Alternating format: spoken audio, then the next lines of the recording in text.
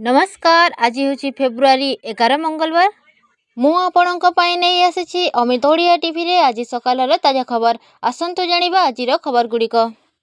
आसिला matric admit card board website रु एपरी करंतु डाउनलोड। ओडिशा माध्यमिक शिक्षा परिषद द्वारा परिचालित मैट्रिक परीक्षा फेब्रुआरी 21 रु परीक्षा आरंभ होई मार्च 6 जाए चलिबो। एने माध्यमिक शिक्षा परिषद पक्षरु समस्त प्रस्तुति शेष पर्याय रे पहुंची। तेबे गत सोमवार ठारू बोर्ड वेबसाइट रे एडमिट कार्ड उपलब्ध होईछि।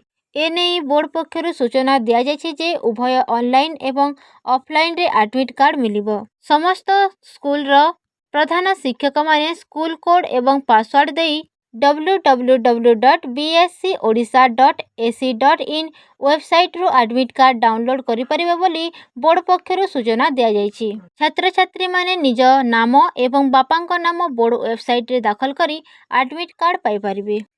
परवर्ती खबर। भुवनेश्वर स्थित बिजू पट्टनायक अंतर्जातीय विमानबंदर आउ एक माइल खुंट अतिक्रम करिछि।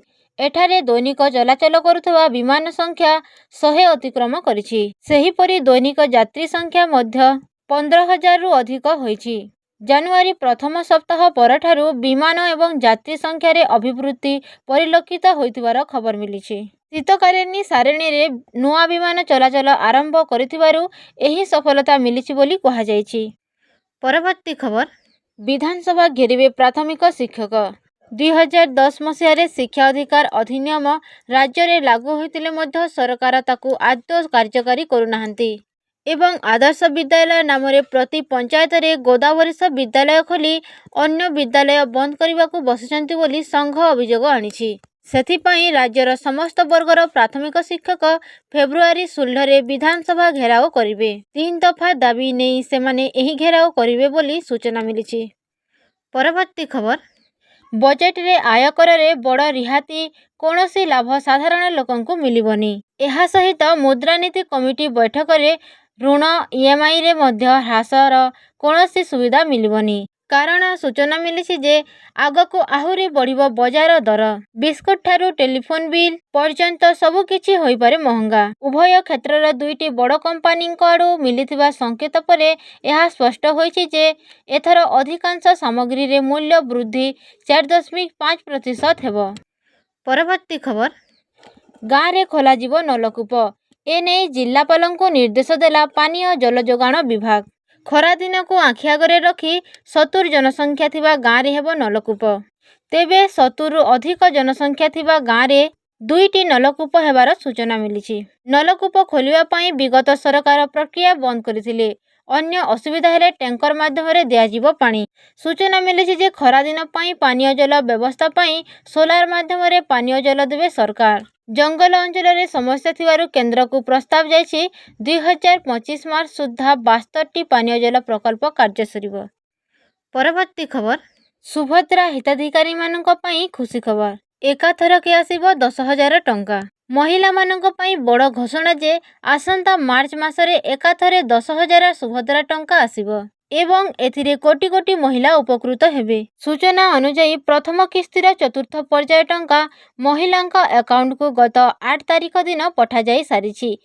एबे सुद्धा पाखापाखि 1 कोटी महिला सुभद्रा टंकार 5,000 लेखाई पाई सारिछंती। सूचना अनुसार जो माने प्रथम किस्ती पाई नाहंती सेमाने मार्च मासरे द्वितीय किस्ती रे एकाथर रे 10,000 टंका पाइबे एवं जो माने प्रथम किस्ती पाइछंती सेमानंको 5,000 टंका मिलिबो। परवर्ती खबर। प्रयागराज रे प्रबल गहली जोगु महाकुंभ रे बुड़ पकाइबा पई श्रद्धालुंक प्रबल भिड़। जीवा पाई मध्य सबु रास्ता रे भारी जाम होईछि एवं 200-300 किलोमीटर पर्यंत लंबिछि गाड़ी। विभिन्न आड़ू प्रयागराज को संजोग करुथबा सबु रास्ता रे प्रबल भिड़ को दृष्टि रे रखी संगम स्टेशन को 5 दिन पई बंद कर दिया जायछि। परवर्ती खबर। केंद्र सरकार को गुरुत्वपूर्ण निष्पत्ति अनुसार देश रे लागू हेबाकु जाउछि यूपीएस। एही यूपीएस को अनुमति दैछंती केंद्र सरकार। एहा खूब शीघ्र देश रे लागू हेबाकु जाउछि। सूचना अनुसार देश में यूपीएस लागू हेबा फल प्राय 23 लाख केंद्रीय सरकारी कर्मचारी उपकृत हेबे एवं एही नुआ पेंशन स्कीम एप्रिल 2025 रु लागू हेबो। जो कर्मचारी एनपीएस व्यवस्था रे पेंशन पाइबा ପାଇଁ ଯୋଗ୍ୟ ବିବେଚିତ ହୋଇଛନ୍ତି ସେମାନଙ୍କ ପାଇଁ ଏହି ବ୍ୟବସ୍ଥା ଲାଗୁ ହେବ ବୋଲି ମୁଖ୍ୟମନ୍ତ୍ରୀ ମୋହନ ଚରଣ ମାଝୀ କହିଛନ୍ତି। ପରବର୍ତ୍ତୀ ଖବର, ରାସନ କାର୍ଡ ଇ-କ୍ୱାସିକୁ ନେଇ ଖାଦ୍ୟ ଯୋଗାଣ ମନ୍ତ୍ରୀ ସୂଚନା ଦେଇଛନ୍ତି ଯେ ଏବେ ବି 37,85,496 ଜଣ ଇ-କ୍ୱାସି କରିନାହାନ୍ତି। ଫେବୃଆରୀ 15ରେ ଇ-କ୍ୱାସି ଅବଧି ସରିବାକୁ ଯାଉଛି। ତେବେ ଏତେ ସଂଖ୍ୟକ ହିତାଧିକାରୀ ତାଙ୍କର ଇ-କ୍ୱାସି ନ କରନ୍ତି ତେବେ ସେମାନଙ୍କ ରାସନ କାର୍ଡ କଟାଯିବ। ଏନେଇ କହିଛନ୍ତି ଖାଦ୍ୟ ଯୋଗାଣ ଓ ଖାଉଟି କଲ୍ୟାଣ ମନ୍ତ୍ରୀ କୃଷ୍ଣଚନ୍ଦ୍ର ପାତ୍ର। ଏହା ସହିତ କହିଛନ୍ତି ଯେ ଯେଉଁମାନେ ଇ-କ୍ୱାସି କରିନାହାନ୍ତି ସେମାନେ ତୁରନ୍ତ କରିନିଅନ୍ତୁ, ନଚେତ୍ ଏହାପରେ ଇ-କ୍ୱାସି ହୋଇନଥିବା କାର୍ଯ୍ୟଗୁଡ଼ିକ ସରେଣ୍ଡର କରାଗଲା ବୋଲି ଧରା ନିଆଯିବ।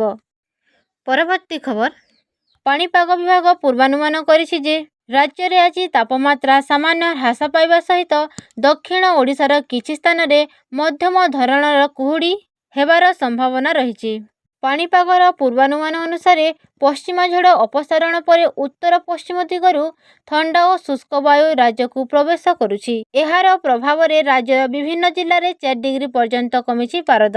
ଆଜି ଘନ କୁହୁଡ଼ି ସମ୍ଭାବନା ରହିଥିବାରୁ 24 ଘଣ୍ଟା ପାଇଁ 10 ଜିଲ୍ଲାକୁ ୟେଲୋ ଆଲର୍ଟ ଜାରି କରାଯାଇଛି। ବିଶେଷ କରି ନୟାଗଡ଼, କଳାହାଣ୍ଡି, ଗଞ୍ଜାମ, ଗଜପତି, ରାୟଗଡ଼ା ଓ କୋରାପୁଟ ସମେତ 10ଟି ଜିଲ୍ଲାରେ ଘନ କୁହୁଡ଼ି ହେବାର ସମ୍ଭାବନା ରହିଛି। ସେହିପରି ଭଦ୍ରକ, କେନ୍ଦ୍ରାପଡ଼ା, ଯାଜପୁର, ଜଗତସିଂହପୁର, କଟକ, ଅନୁଗୁଳ, ଢେଙ୍କାନାଳରେ ମଧ୍ୟମ ଧରଣର କୁହୁଡ଼ି ହେବ। ପରବର୍ତ୍ତୀ ଖବର, ଭୁବନେଶ୍ୱର ୟୁନିଟ୍ 1 ସ୍ଥିତ ସରକାରୀ ଉଚ୍ଚ ବିଦ୍ୟାଳୟର କାର୍ଯ୍ୟକ୍ରମରେ ମୁଖ୍ୟମନ୍ତ୍ରୀ ମୋହନ ଚରଣ ମାଝୀ ସାମିଲ ହୋଇଛନ୍ତି। ପ୍ରଧାନମନ୍ତ୍ରୀ ନରେନ୍ଦ୍ର ମୋଦିଙ୍କ ପରୀକ୍ଷା ପେ ଚର୍ଚ୍ଚା କାର୍ଯ୍ୟକ୍ରମ ନେଇ ଛାତ୍ରଛାତ୍ରୀଙ୍କ ସହ ଆଲୋଚନା କରିଛନ୍ତି ମୁଖ୍ୟମନ୍ତ୍ରୀ ମୋହନ ଚରଣ ମାଝୀ। ଏହି କାର୍ଯ୍ୟକ୍ରମରେ ଛାତ୍ରଛାତ୍ରୀ, ଶିକ୍ଷକ, ଅଭିଭାବକ ସାମିଲ ହୋଇଛନ୍ତି। ପ୍ରଧାନମନ୍ତ୍ରୀ ନରେନ୍ଦ୍ର ମୋଦି ପରୀକ୍ଷା ପେ ଚର୍ଚ୍ଚା କାର୍ଯ୍ୟକ୍ରମରେ ଅଷ୍ଟମ ସଂସ୍କରଣ ପିଏମ୍ ମୋଦି ପରୀକ୍ଷାର୍ଥୀଙ୍କୁ ଟିପ୍ସ ଦେଇଛନ୍ତି। ଗତକାଲି ଆରମ୍ଭ ହୋଇଥିବା ଏହି କାର୍ଯ୍ୟକ୍ରମରେ ବୋର୍ଡ ପରୀକ୍ଷା ପାଇଁ ପ୍ରସ୍ତୁତି କରୁଥିବା ଛାତ୍ରଛାତ୍ରୀ ଓ ସେମାନଙ୍କ ଅଭିଭାବକ, ଶିକ୍ଷକ, ଶିକ୍ଷୟିତ୍ରୀଙ୍କ ସହ ସିଧାସଳଖ କଥା ହୋଇଛନ୍ତି ପ୍ରଧାନମନ୍ତ୍ରୀ ବୋଲି ମୁଖ୍ୟମନ୍ତ୍ରୀ ଆଲୋଚନା କଲେ। ପରବର୍ତ୍ତୀ ଖବର, ପଞ୍ଚାୟତିରାଜ ମନ୍ତ୍ରୀ ରବି ନାୟକ ସୂଚନା ଦେଲେ ଯେ ରାଜ୍ୟରେ ବଢ଼ିବ ପଞ୍ଚାୟତ ଓ ବ୍ଲକ ସଂଖ୍ୟା। ଏହାର ପ୍ରକ୍ରିୟା ମାର୍ଚ୍ଚ ପରେ ଆରମ୍ଭ ହେବ ବୋଲି ସୂଚନା ଦେଲେ। ମନ୍ତ୍ରୀ ରବି ନାରାୟଣ କହିଛନ୍ତି ଯେ 10 ବର୍ଷରେ ଥରେ ପଞ୍ଚାୟତ ପୁନର୍ଗଠନ ହୁଏ ଏବଂ 20 ବର୍ଷରେ ଥରେ ବ୍ଲକ ଗଠନ ହୁଏ। ସେହିପରି ପ୍ରାବଧାନରେ ନୂଆ ପଞ୍ଚାୟତ ଗଠନକୁ ନେଇ ପ୍ରୟାସ ଚାଲିଛି। ସେହିପରି ଅନେକ ଜାଗାରେ ବ୍ଲକ ପୁନର୍ଗଠନର ଆବଶ୍ୟକତା ରହିଛି ବୋଲି ସୂଚନା ଦେଇଛନ୍ତି। ପରବର୍ତ୍ତୀ ଖବର, ମହାକୁମ୍ଭରେ ସାମିଲ ହେବେ ରାଷ୍ଟ୍ରପତି ଦ୍ରୌପଦୀ ମୁର୍ମୁ ଏବଂ ସୋମବାର ସଙ୍ଗମରେ ଆସ୍ଥାର ବୁଡ଼ ପକାଇଥିଲେ। ରାଷ୍ଟ୍ରପତି ଦ୍ରୌପଦୀ ମୁର୍ମୁ ଗତ ସୋମବାର ମହାକୁମ୍ଭରେ ପହଞ୍ଚି ତ୍ରିବେଣୀ ସଙ୍ଗମରେ ପବିତ୍ର ସ୍ନାନ ଓ ପୂଜା କରିଥିଲେ। ପରେ ଅକ୍ଷୟବଟ ଓ ବଡ଼ ହନୁମାନ ମନ୍ଦିର ଦର୍ଶନ କରିଥିଲେ। ରାଷ୍ଟ୍ରପତିଙ୍କ ଗସ୍ତକୁ ଦୃଷ୍ଟିରେ ରଖି ପ୍ରୟାଗରାଜରେ ସୁରକ୍ଷା ବ୍ୟବସ୍ଥାକୁ କଡ଼ାକଡ଼ି ରଖାଯାଇଥିଲା ଏବଂ ଏହି ସମୟରେ ତାଙ୍କ ସହିତ ଉତ୍ତରପ୍ରଦେଶ ମୁଖ୍ୟମନ୍ତ୍ରୀ ଯୋଗୀ ଆଦିତ୍ୟନାଥ ଉପସ୍ଥିତ ଥିଲେ। ଏହାପରେ ଡିଜିଟାଲ ମହାକୁମ୍ଭ ଅନୁଭବ କେନ୍ଦ୍ରର ଅବଲୋକନ କରିଥିଲେ ରାଷ୍ଟ୍ରପତି। ଆପଣମାନେ ଏହି ଭିଡ଼ିଓଟିକୁ ସମ୍ପୂର୍ଣ୍ଣ ଭାବେ ଦେଖିଥିବାରୁ ଆପଣଙ୍କୁ ମୋର ବହୁତ ବହୁତ ଧନ୍ୟବାଦ।